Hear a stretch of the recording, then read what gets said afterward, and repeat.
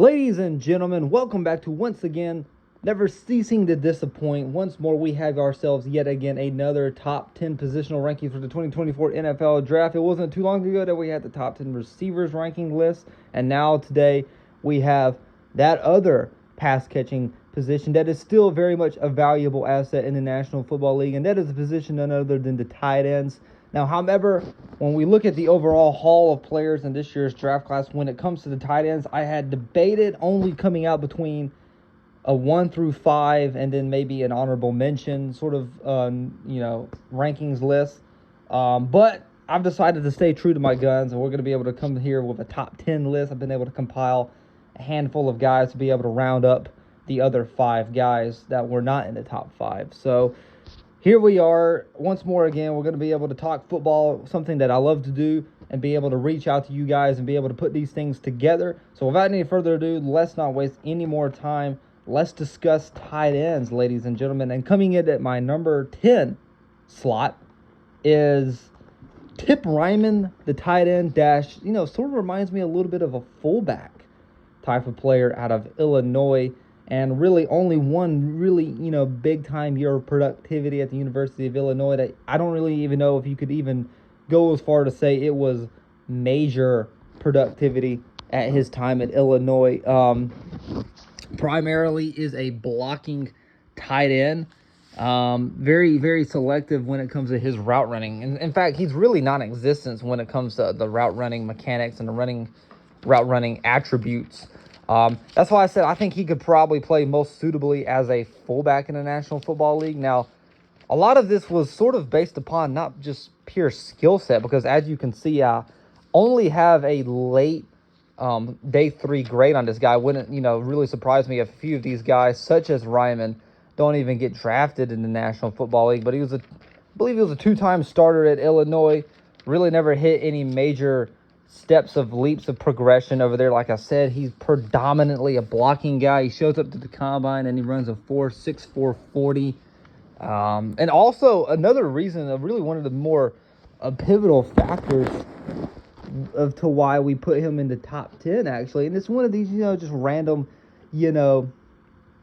credibilities that we give guys, is that he was the only tight end to participate in the bench drill. I believe he put up 28 reps. Which for a tight end, that's some stuff that pass rushers or defensive linemen, those are some numbers that those are the guys that are able to put together. And, I think we got a lot of admiration for a guy that, still sort of embraces, that tight end hybrid kind of player. Now, of course, when that's sort of your trademark skill set, you're not really going to be a high value draft pick. But, maybe someone that, preferably needs a blocking tight end, needs that to be exercised into their offensive scheme, you're going to be able to invest in a guy like Tip Ryman. He'd be one of your better options in terms of the blocking options. My number 9 guy, and we are getting involved with a guy who's totally contrary of Tip Ryman and his blocking ability, and that's none other than Darian Hawker, tight end out of Colorado State. Now, when you watch the film on this guy, there's a lot of glamorous things that's come to a lot of people's mind.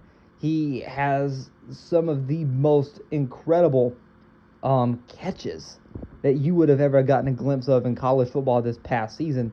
Now, of course, playing at such an inferior level and playing in the Mountain West Conference, you really don't get, such a glimpse or on a consistent basis of what this guy is doing and, how he's manufacturing. But he made some of the most impeccable catches this past season for the Colorado State football team. And, really, those hands are tremendous, but there's really not a whole lot of athleticism that really sort of goes along with it. He made a lot of clean catches at the end. I think he even made a one-handed catch at the NFL Combine during one of the drills, and he looked really outstanding, really polished when it comes to that true hands ability, which I think could ultimately be molded and developed into something at the National Football League. If he gets under the right coaching and under the right situation, I think Darian Hawker could possibly be a project tight end at the next level. So really, he's got tremendous hands. Guaranteed that he can do a lot of the intermediate short things, just sort of chain gang moving tight end.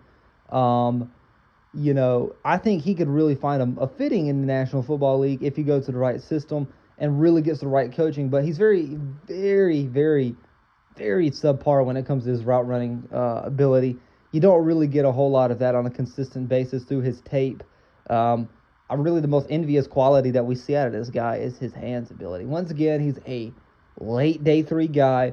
We haven't really hit the jackpot of the valuable tight ends yet, which I think is going to come quite some time, just because I said this is a very weak tight end class, and contrary to what it is to the wide receivers that we had already talked about. So Hawker comes in at number 9.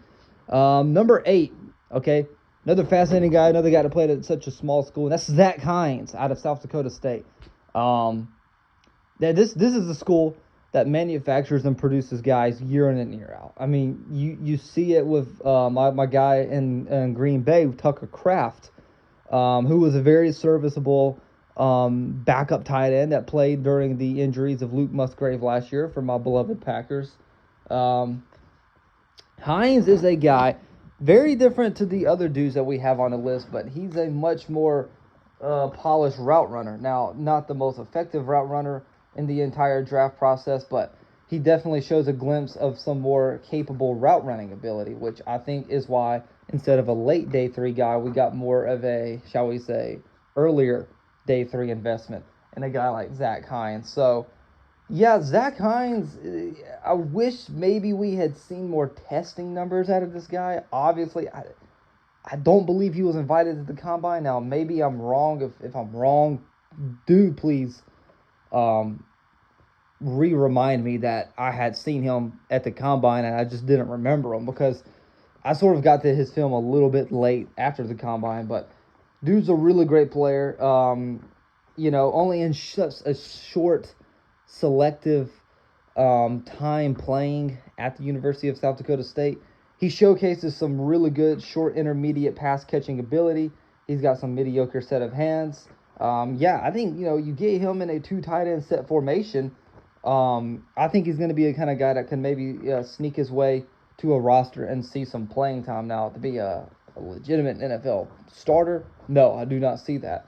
In fact, I think at most he's probably going to be a depth player, which is why we got him at number 8. I think he's just sort of a guy that you can sort of build some depth through, and can sort of be what Tucker Kraft was last year, and just sort of be a guy that you can swing into the lineup if need be. Number 7 is a guy that we're relatively high on throughout the season, and then we got to his tape. Little bit underwhelming. If anybody kept up with my college football podcast throughout the season, a lot of people would have a lot of familiarity with how much praise I gave this guy, and that's none other than Keke Stover out of Ohio State, who I've always said was the unsung hero of Ohio State. Didn't quite get the publicity of the Marvin Harrison Jr. or any of the other receivers that played opposite. But Keke Stover, such a reliable, sturdy set of hands guy that's very synonymous to that of Zack Hines. They're very similar in the way that they play the game.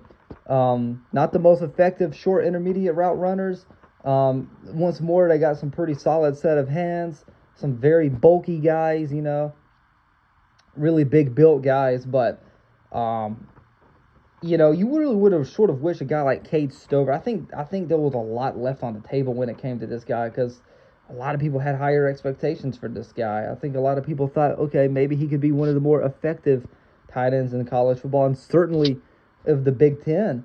But I think there was very selective capability that, he didn't really have the best route running mechanics of any of these other tight ends, or of any of the other players overall in the class. And obviously, I don't think his combine performance was nothing noteworthy. I think if he had maybe showcased a little bit more athletic traits, maybe a little bit more faster, maybe a lot more, all around, just, check the boxes more at the combine, I think Keke Stover's stock could be a lot more higher. I got a day 3 grade on him, as I do for these guys that we got in the lower tier. You're going to see a common theme of a lot of day 3 tight ends. I think they're going to make up the vast quantity of the tight ends in this year's crop. So don't feel offended because there's so many guys that are in here. But yeah, I've got a day 3 grade on this guy. I like his route running skills. And I really, like I said, I think there was a lot left on the table when it came to Keke Stover. I think there was a lot he could have done better of at Ohio State. Maybe if Marvin Harrison Jr. wasn't getting fed all the time. Maybe if they didn't invest too much into their wide receivers getting the football in their offensive scheme. But I think Keke Stover would make a very compelling 2 tight end set formation guy, just like we said with Zack Hines.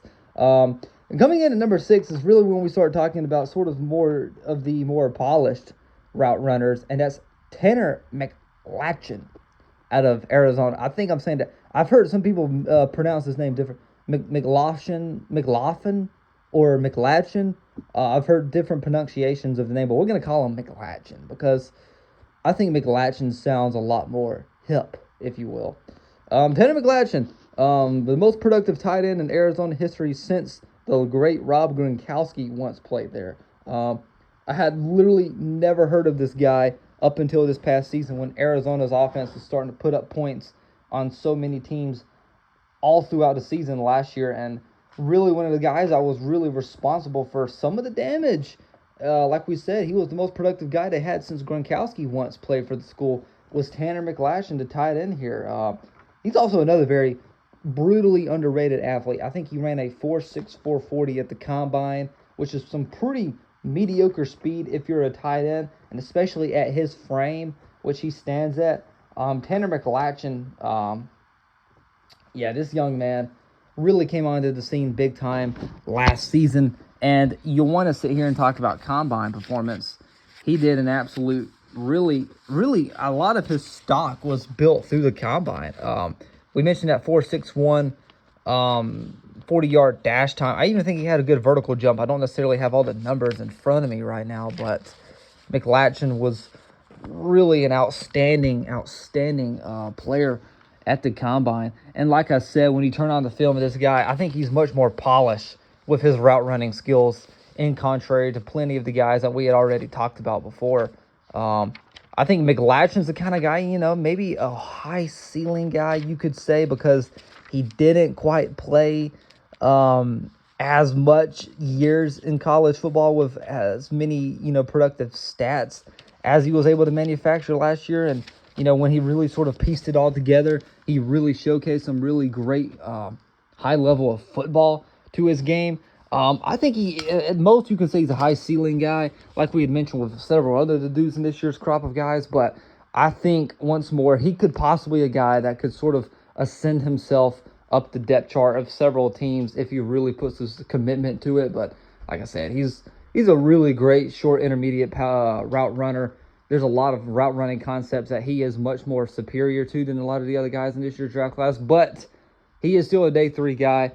I don't see a lot of day 2 or higher graded guys in this year's class, but just a handful, which we're fixing to get within in the top 5. So Tanner McLachlan notches together at my number 6 spot. All right, entering the conversation now of the top 5 tight ends in this year's positional draft rankings. And like I said, there's still not a whole lot of guys who have a lot of high end value, even when we get into the range of the top 5 guys, might we just allude to, like we have already alluded to. But, these are the top 5 guys, and it is honorary to be within the top 5 of this year's draft class. And none other than coming in at number 5 with our number 5 tight end is Jarrett Wiley, the tight end out of TCU. Now, however, you can say Jarrett Wiley is the kind of guy that really wasn't on my radar all the way up until literally all the way until, sort of the offseason and draft season sort of, alluding upon us. But Jarrett Wiley is a guy I just really never heard a whole lot of in college, and never really heard a lot of buzz that surrounded his name. But when you turn on the tape, you can see equally as good short intermediate route running skills, sort of a possessional guy, like we had talked about of a McLachlan, like we had talked about with the 2 other tight ends, Stover and Zack Hines. They sort of just bring that exact same skill set to their game. Now, however, what got the edge with Wiley in my top 5 was the athleticism. Now, when he came to the combine, and like I said, it was really sort of a, an experience where it really told me a lot of things about this kid, and showcased a really good, like I said, very, very synonymous timing to Tanner McLachlan. The overall combine testing numbers were very synonymous, but I would have to say Jarrett Wiley slightly gets the advantage only because of his attributes that he brings to the table as much more of an effective pass-catching tight end. Now, I think it's pretty neck and neck when it comes to him and Tanner McLachlan, and he's a really great possessional tight end as well, Mike, we mentioned with Jarrett Wiley. And, sort of a guy that you can see being that kind of third option in the offense, and he had always sort of taken on that role as that third option guy, playing for that high-profile TCU football team last year that obviously made it to the CFP playoffs. He was always that third option guy, just that check down dude, a guy that could really be a really big time end zone guy that you can really find open a lot of the times when a lot of your receivers are getting locked up 1v1 in man coverage. Well, the guy is Jarrett Wiley. He's going to be that kind of guy that's going to be able to break free and be able to get open. He's also that kind of guy, like I said, when the pocket breaks down for a quarterback, you can be able to scan your progressions and find a sure-handed Jarrett Wiley. Now, I would be curious to see what's he going to be able to do against some of the more effective coverages with linebackers in the NFL, because linebackers in the NFL are much more different in contrary to what they are in college, much more advanced with their coverage techniques. He really wasn't that spectacular when it came to the coverage ability, when it came to getting, double teamed, when it came to getting locked up a lot of the times. Jarrett Wiley almost to an extent sort of disappeared in the offense, but I think this year he really showcased a lot more elite capability to his game, sort of when he became more of a focal point of the offense this past season. Obviously, TCU didn't have the playmakers as they had the year prior that they had last year in 22. So he became more of a focal point. But I still vision this guy as sort of that second to third option player in an offense. I don't see him being a focal point tight end that can really take the cap off of a defense. I don't see that out of really any of these guys in this class, but maybe the exception of one who we'll get to at number one. But I think Jarrett Wiley is worth the investment. He's another day three guy. If you want to be able to get yourself a good quality, just sure-handed dude that could be a third option tight end or maybe just a depth tight end behind an already proven tight end, I think Jarrett Wiley would be the man. Most definitely for sure. And then number 4, okay, this is when I think the list really just, sort of gets a little bit more interesting. And I got Jartavion Sanders, keeping it within the Big 12. I got Jartavion Sanders, the tight end out of Texas, coming in at my number 4 spot. And let's not cease to mention that, you want to talk along the terms of high-profile offenses. I don't think any of these high-profile offenses would have been the way that they were if they didn't have the check-down tight end insurance policy. And I think it just speaks volumes to how valuable a tight end can still be in the National Football League. But are we talking high praise of Jartavion Sanders? Not in particular. He's another day 3 tight end. The theme continues when it comes to these guys. And once more, you can also make the case he was a third option at Texas as well. Xavier Worthy, obviously now the fastest man in the NFL, or to come into the NFL. You had him in that offense last year paired up with Adonai Mitchell, also on the outside perimeter. And then Jartavion Sanders, 6'4", 241 pounds. He's a pretty huge human being. He looks a lot more bigger when you see him on the field. I was sort of expecting maybe close to maybe a little bit over 250 for his size. But all that size, no athleticism, is really something that bothered me a lot about Jartavion Sanders when he showed up to the combine. I was thinking that, this guy could be able to bona fidely lock himself to being possibly a second-round guy, and I'm still sticking to the third-round grade on him. However, he is a really good short intermediate pass-catching tight end like we've seen with so many of these guys. It seems like every single one of them just has that one-dimensional attribute to their name. And but another thing about him is, like I said, he's a sure-handed weapon when it comes to that check down field. Like I said, he's been that, insurance blanket at Texas outside of the 2 perimeter pass catchers that they had in their offense the past 2 seasons. I don't like the hands. It's another thing like we had mentioned with Jarrett Wiley. I don't like the hands. I don't like the vertical skills. Then again, you could make the mention they didn't have to use the vertical skills to Jartavion Sanders because of who they had featured in their offense. And this is classic Big 12, tight ends. You don't really see a lot of incredible vertical skills out of them. They're utilizing the vertical concepts to all the wide receivers on the outside perimeter. Therefore, it sort of, shadows, it sort of, puts the tight ends in a position where they're not able to flex against other guys and use that capability to be able to, showcase their full tap potential. I just don't think Javon Sanders has it in him. Not a good 40 time. Just didn't impress me at the combine at all. I think several other dudes stole the show, and we actually got a couple of those guys. Two of them were actually over him in the list. And Javon Sanders, I think he's the same thing you could say about Jarrett Wiley. They're pretty neck and neck in their rankings overall. I think he's just a sure-handed second to third option tight end in an offense. That's not going to be a focal point. That's not going to be a guy that you can really run a lot of routes with. But he's going to be a weapon that you can find in the middle of the field. Like I said, when the pocket breaks down for a quarterback, when he needs to find a guy that he can be able to shoot the ball to quickly, Javon Sanders is going to be another one of those guys. Once more, third-round grade on this guy. I'm quite confident they'll all be available there in the third round. Look, if you're a team that needs a tight end like that, if you're a team that's already top-heavy when it comes to offensive firepower, good. I think Javon Sanders would not be such a bad asset. So, like I said, sure-handed possessional tight end. That's going to be probably waiting there in the third round. All right, number 3 on our tight end rankings list is, once again, it's literally 3 straight Big 12 tight ends. And we're going to go with Kansas State's Ben Sinnott. Sinnott, however you want to pronounce it.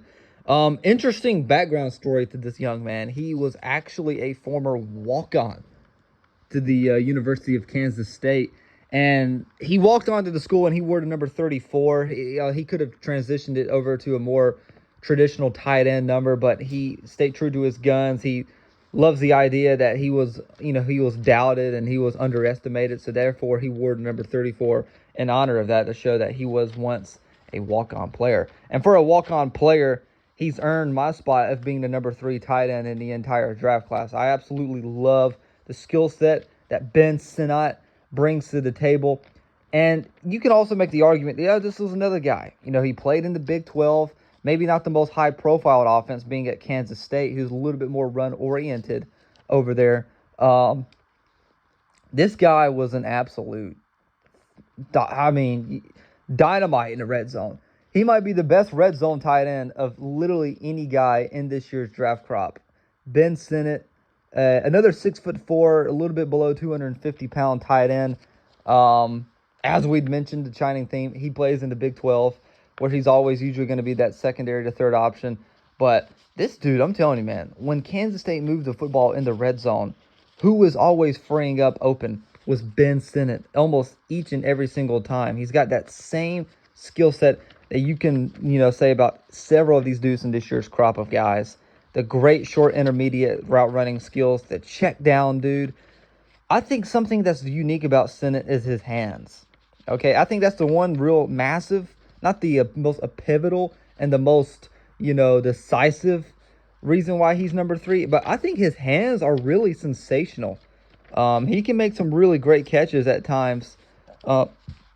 For him to make a play, I've seen him make some really, absurd, incredible catches over time. But the combine performance to me for Ben Sinnott, I believe he had the best vertical jump. I think he got 40 inches off the ground in the vertical, if I'm not mistaken, which just shows that this guy is going to be a kind of guy that can play against the coverage of linebackers, that we critiqued the other 2 guys that may not be able to make the grabs against some of these great man-to-man coverage zone linebackers in the National Football League. I think Sinnott's the guy that can be able to win the 1v1s. He can also maybe perhaps win 1v1s against shorter slot corners in the game. I think that's really the decisive factor to me when it comes to the tape of Ben Sinnott compared to the other 2 guys that we had already mentioned, is the hands ability, the ability to be able to match up against some of the best coverage guys in the intermediate field. I think Ben Sinnott showed that. He's a great red zone option.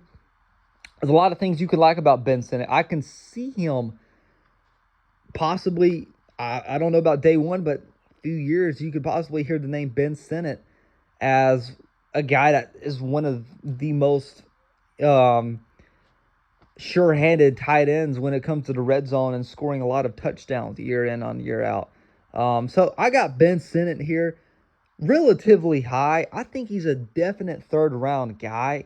I think his value definitely subsides the other guys. I think there's a little bit of a gap when you draw the line between him and Javon Sanders. I know most people have Javon pretty relatively high. I only got him at number 4, but both equally third round grades to most all these guys.